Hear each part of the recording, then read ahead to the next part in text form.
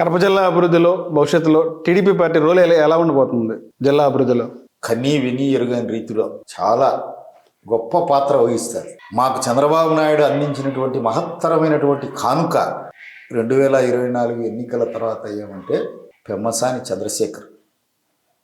చంద్రబాబు నాయుడికి ఆ విషయం ఏమై ఎప్పటికీ మేమంతా కడప జిల్లా ప్రజలమంతా కృతజ్ఞులమే. ఎందుకంటే పెమ్మసాని వారు గండికోట పరిపాలకులు జమలమూడి దగ్గర 3 శతాబ్దాలు, దశాబ్దాలు కాదు 300 సంవత్సరాలు కడప జిల్లా జీవితాన్నే కాకుండా విజయనగర సామ్రాజ్య పరిపాలనా కాలంలో ఉండేటువంటి నేలనంతా ఉర్రూతలుగించినారు పెమ్మసాని వంశం. విజయనగర సామ్రాజ్యానికి పెట్టని కోట, అరవీర భయంకరులు మా పెమ్మసాని వాళ్ళు. ఆషామాషి కాదు, అత్యంత సాహసవంతులు. ఓపారి మీర్ అలీ ఖాన్ అని వచ్చాడు దండయాత్రకు. కొన్ని వందల వేల మందిని చంపేసినారు పిరంగి గుండ్లు పెట్టి.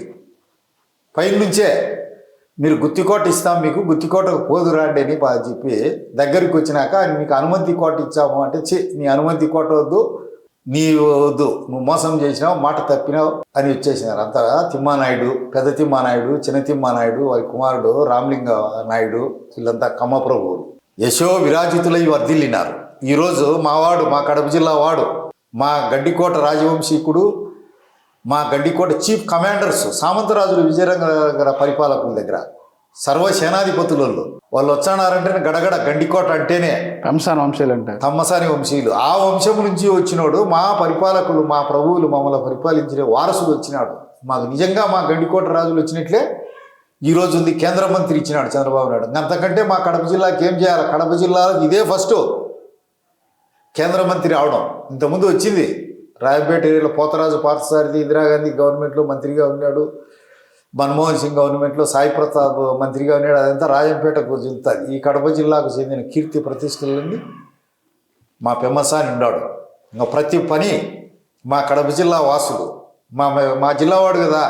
పెమ్మసాని గుంటూరు ఎంపీ కదా, ఇక్కడ నుంచి షెల్టర్ అయిపోయినారు. ఈ సామ్రాజ్యం కుప్పగూలిపోలే, మైగ్రేట్ వీళ్ళు వైరాగ్యం చెంది మోసం చేసినారని వదిలిపోయినాక ఈ నుంచి పోయినారు బతుకు తెరువు కోసం పోయి. గండులు అప్పటికి ఇప్పటికీ చూడలే మీరు ఎంత అద్భుతంగా మాట్లాడతాడు.